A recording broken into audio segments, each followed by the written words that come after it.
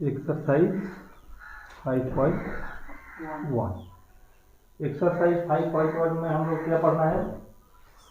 समानांतर श्रेणी, arithmetic progression, shortcut में एपी। क्लियर? एपी का मतलब ये होता है कि जैसे मान लो कोई संख्या दिया हुआ है, वो बराबर अंतर देकर के आ रहा है। जैसे एक संख्या है, मान लो 7 है, 7 में 2 जोड़े 9 आ गया, फिर 9 में 2 जोड़े, बार बार 2 जोड़ करके वो अगला संख्या मिल रहा है। ऐसे संख्या को हम क्या कहते हैं? समानांतर श्रेणी। जैसे मान लो यहाँ पर है ए, ठीक है, पहला संख्या ए हो गया। अब हम बी का अंतर देकर के इसको बढ़ा रहे हैं।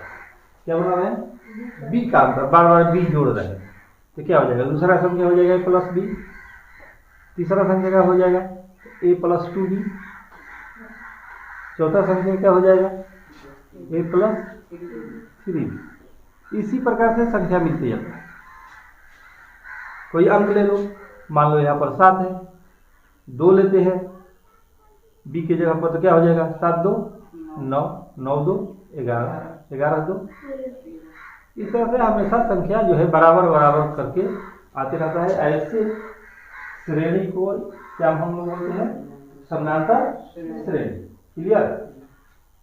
अब इस समानांतर श्रेणी में कुछ पद है, कुछ टर्म है जिसको हम लोग को जानना पड़ता है।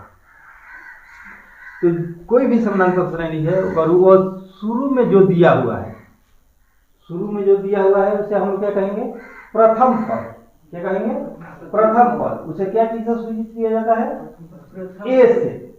क्या चीज से सूचित किया जाता है? ए से। उसके बाद ये दोनों के बीच में जो अंतर है उसे हम लोग डी बोलते हैं। क्या बोलते हैं? डी। उसे हिंदी में क्या कहते हैं? सर्वांतर। क्या बोलते हैं? सर्वांतर। यानी अगर मान लो कोई कह दिया, आंख बंद करके कह दिया कि इसका सर्वांतर कितना होगा, कहीं से घटा लो। ये नहीं है कि यहीं से हम घटाएंगे, कहीं से घटा करके देख लेंगे कि दोनों में अंतर क्या है, बस खटाक से बोलेंगे कि 2 इसका सर्वांतर। तो ये सब गुण जो है बैठ करके निकालने वाला नहीं है, ऑब्जेक्टिव में बैठ करके नहीं निकाला जाएगा। डायरेक्ट दिया है, बोल रहा है कि सर्वांतर कितना है, खटाक से घटाओ, गोल पर टिक मारो और बैठ करके डी बराबर a2 माइनस a1 मत करो। क्या करना है? 2 में से 2 संख्या है, अगले में से पिछले को घटाओ, आंसर। क्लियर? अब मान लो ये 4 पद दिया हुआ है, 5वां पद हम लोग को निकालना है। अब क्या करें? तो देखो 7 2 9, 9 2 11, 11 2 तो 13 2 15 2, बस। यानी 2 सर्वांतर हम लोग को मिल गया। 2 2 जोड़ते जाओ, अगला पद प्राप्त करते जाओ। क्लियर? यानी अगर हम लोग को मान लो a4 निकालना है, a3 प्लस डी, a4 मिल गया, a5 निकालना है तो सॉरी a4 प्लस डी, यानी जो पद मिला है उसमें डी जोड़ दोगे तो अगला पद मिल जाएगा। क्लियर? अब दूसरा टॉपिक आ गया इसमें कि कोई श्रेणी अगर दिया हुआ है तो वो एपी में है या नहीं, एपी में है या नहीं, वो समानांतर श्रेणी है कि नहीं है, ये कैसे हम लोग पता करें? तो सीधी सी बात है, कहीं पर भी 2 जगह तुम डी निकालो, कहीं 2 जगह पर डी निकालो, अगर दोनों डी बराबर आ रहा है तो वह एपी में है, अगर नहीं आ रहा है तो वह एपी में नहीं है। कैसे? अब समझो, जैसे एक श्रेणी ये हो गया, एक श्रेणी हम तुमको दे रहे हैं, 1 है, 4 है, 9 है, 16 है, उसके बाद 25 है, 36 है। अब ये एपी में है कि नहीं है? ये भी श्रेणी है लेकिन एपी में नहीं है। कैसे नहीं है? तो 4 में से 1 घटाएंगे तो 3 मिलेगा, जबकि 9 में से 4 घटाएंगे तो 5 मिल रहा है। अब 16 में से 9 घटा रहे हैं तो 7 मिल रहा है। यहां पर जब अब 25 में से 16 घटा रहे हैं तो 9 मिल रहा है, 36 में से 25 घटा रहे हैं तो 11 मिल रहा है, यानी बराबर नहीं मिल रहा है। तो बराबर नहीं मिल रहा है तो ये एपी में नहीं है। क्लियर हो गया? तुम लोग कुछ पूछना है क्या? हाँ तो बोलो। हो गया तक बुला कि एक सही है, एक दो हो रहा है तो दूसरे होगा। क्वेश्चन क्या पूछेगा? प्रथम पद कौन है? तो प्रथम पद जो शुरू में है वो प्रथम पद है, काम खत्म हो गया। पूछेगा सर्वांतर क्या है, तो दोनों में अगला में से पिछले को घटाओ, सर्वांतर हो गया। फिर पूछेगा कि एपी में है कि नहीं है, तो दो जगह निकालो, इसमें से इसको घटाओ, फिर इसमें से इसको घटाओ। इसमें से इसको घटाओगे तो कितना आएगा? 2। फिर इसमें से इसको घटाओगे तो कितना आएगा? इसमें से इसको घटाओगे तो कितना आएगा? अगर हर जगह बराबर 2 आ रहा है तो एपी में है, बस हो गया। इतना ही जानना है। अब इसमें क्या नहीं समझ में आ रहा होगा? क्लियर? अब हम लोग देखेंगे अगला कुछ क्वेश्चन दिया हुआ है कि वह एपी को फॉलो करता है कि नहीं करता है। ठीक है, जैसे पहला क्वेश्चन क्या है? क्वेश्चन नंबर 1 का पहला क्या दिया हुआ है क्वेश्चन? प्रत्येक किलोमीटर के बाद एक टैक्सी का किराया, जबकि प्रथम किलोमीटर के लिए किराया 15 रुपया है, यानी 1 किलोमीटर टैक्सी जाएगी तो 15 रुपया लेगा वो। लेकिन उसके बाद 1 किलोमीटर के बाद अगर कोई जाता है तो प्रत्येक किलोमीटर के लिए 8-8 रुपया जुड़ता जाएगा, यानी 8-8 रुपया बढ़ेगा। लेकिन पहला किलोमीटर के लिए 15 रुपया लगेगा। क्लियर? अब ये जो है एपी में है कि नहीं है, ये जो है एपी में है कि नहीं है, तो पहला कितना है? 15 है। अब दूसरा किलोमीटर चलते हैं तो कितना लगेगा? 8 लगेगा। टोटल कितना लगेगा? 23 रुपया 2 किलोमीटर के लिए 30, और 3 किलोमीटर के लिए कितना लगेगा? 31 हो गया। 4 किलोमीटर के लिए कितना लगेगा? 39 डॉट डॉट। अब इसे निर्णय लेना है कि ये एपी में है या नहीं। क्या निर्णय लेना है? एपी में है या नहीं है। तो एपी में है कि नहीं है, इसके लिए 2 बार हम लोग D1 D2 निकालेंगे, दोनों पे देखेंगे कि बराबर आ रहा है कि नहीं। अगर बराबर आ रहा है तो एपी में है, अगर नहीं आ रहा है तो नहीं, एपी में नहीं। क्लियर? तो हम लोग पहले D1 निकाल लेंगे, तो क्या हो जाएगा? A2 minus A1। A2 A1 इसको बोलते हैं, A2 A3 A4। ठीक है, तो 23 में से 15 को घटा दो, हो गया। अब D2 निकाल लो, तो D2 कितना हो जाएगा? A3 माइनस A2 कितना हो जाएगा? 31 माइनस 23 कितना बचेगा? 8। अब हम लोग को ध्यान देना है कि D1 का मान भी 8 है या D2 के मान भी 8 है। मतलब क्या है? D1 D2 दोनों बराबर है, तो यहां पर लिखेंगे चूंकि D1 इक्वल टू D2, ठीक है, इसलिए यह श्रेणी एपी में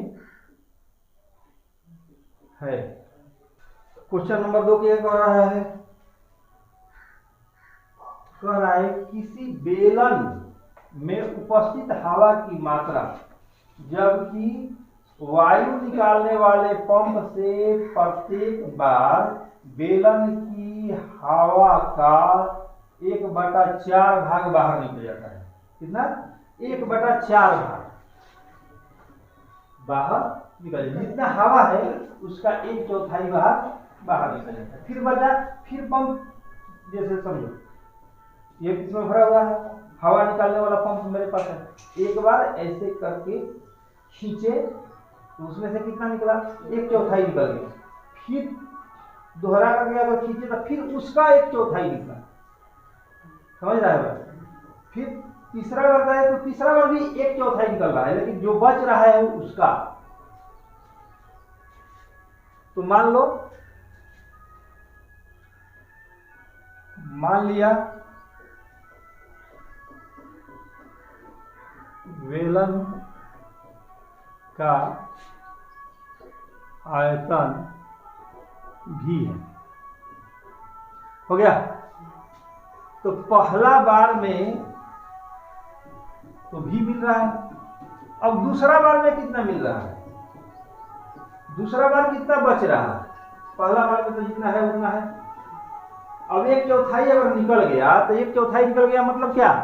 तो v माइनस v/4, तो 4v माइनस v/4, 3v/4 हो गया। तो दूसरा पद हम लोग क्या मिला? 3v/4। अब इसका फिर 1/4 निकलेगा। तीसरा पद के लिए क्या निकलेगा? इसका 1/4। इसका 1/4 अगर निकाल करके घटाते हैं तो क्या होता है? तो 3v/4 माइनस 3v, और इसमें फिर 4 से गुना कर देंगे तो हो जाएगा 16। 4 से भगा देंगे कितना हो जाएगा? 4 बार में आएगा, 4 3 12v माइनस 3v कितना आ गया? 9v/16 कितना आया? 9v/16। हम लोग चाहेंगे तो इस तरह पर भी निकाल सकते हैं। दो पता क्या ना, इसमें से इसको घटाओ, इसमें से इसको घटाओ, d1 निकल रहा है। तो d1 बराबर क्या होगा? तो a2 माइनस a1 हो गया। 3v/4 माइनस v, तो 3v/4 माइनस 4v हो जाएगा, बराबर क्या हो जाएगा? Minus v/4। और d2 निकालेंगे तो क्या मिलेगा हम लोग?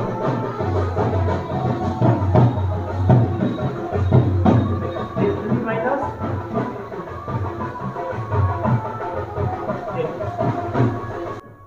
d2 बराबर a3 माइनस a2। a3 को लिखो यहाँ पर 9/16 माइनस 3v/4 हो गया। अब अगर हम लोग इसको हल करते हैं तो कितना आएगा?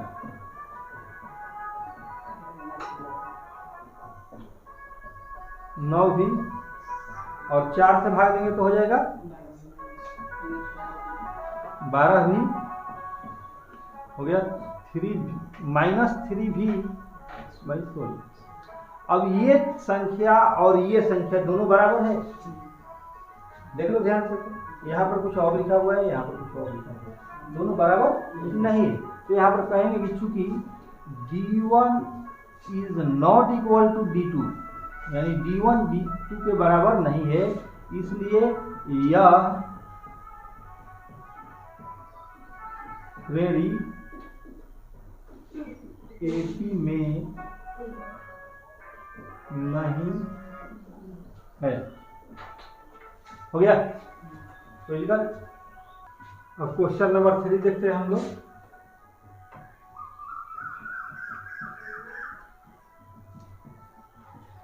क्वेश्चन नंबर 3 में दे रहा है कि प्रत्येक मीटर की खुदाई के बाद एक कुआं खोदने में आई लागत, जबकि प्रथम मीटर खुदाई की लागत 150 रुपया और प्रत्येक मीटर के लिए 50 रुपया है। ठीक है। तो पहला मीटर के लिए 150 रुपया है, दूसरा मीटर के लिए कितना हो जाएगा? तो 50 रुपया बढ़ जाएगा, यानी 2 मीटर खुदवाना हो तो 200 रुपया। फिर तीसरा मीटर खुदवाना हो तो 150 50 50 यानी 250। फिर 50 बढ़ाना हो तो 3 हो गया। अब इसमें देखना है कि यह श्रेणी जो है AP में आ रहा है कि नहीं। क्लियर? तो AP में आ रहा है कि नहीं आ रहा है, कैसे पता लगेगा? तो D1 निकालेंगे हम लोग। तो D1 बराबर क्या होता है? तो A2 माइनस A1, तो क्या हो जाएगा 200 माइनस 150 बराबर कितना आ गया 50। अब D2 निकालेंगे हम लोग, तो D2 बराबर कितना हो जाएगा A3 minus A2 A3 minus A2 A2। A3 कितना है 250 माइनस 200 बराबर कितना हो गया 50। अब देखो तो सही कि D1 का मान और D2 का मान बराबर है या नहीं है तो हम लोग लिख सकते हैं, क्योंकि D1 equal to D2, D1 और D2 बराबर है या नहीं है? लिख सकते हो कि D1 और D2 बराबर है, इसलिए यह श्रेणी AB में है। क्लियर? अब चौथा देख लो।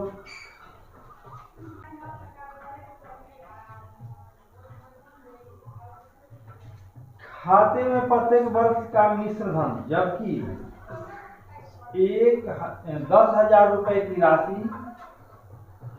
8% वार्षिक की दर से चक्रवृद्धि ब्याज पर जमा की जाती है। ठीक है, तो कितना जमा होता है?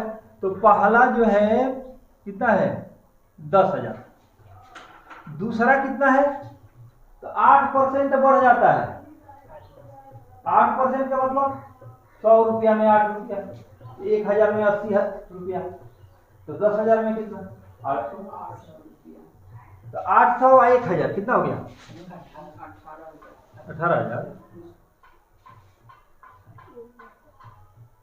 कितना हो गया 10,800। अब इसका फिर जो है इसका 8%, तो 1,000 का 800 800 का 64 रुपया,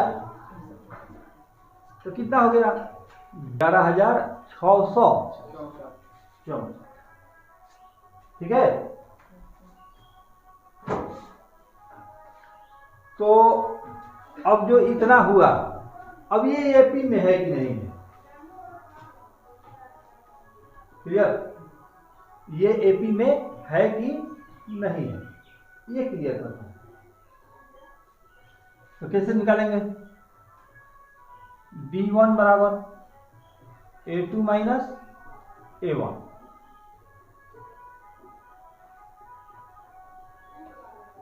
माइनस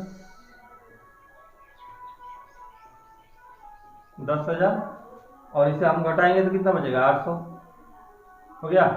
D2 बराबर निकालेंगे हम लोग, कितना हो जाएगा A3 माइनस A2, 11,664 माइनस, घटेगा तो कितना बचेगा देख लो यहां से, यानी इससे ज्यादा तो पहले 10,000 में से 10,000 घट गया, 1664 में 800 घट गया तो 864 बचेगा। हो गया। अब इसको और इसको ध्यान से देखो तो दोनों बराबर है ना? नहीं है, तो क्या लिखेंगे हम लोग? D1 is not equal to D2। Clear? क्योंकि D1 is not equal to D2, इसलिए यह श्रेणी AP में नहीं है। क्लियर?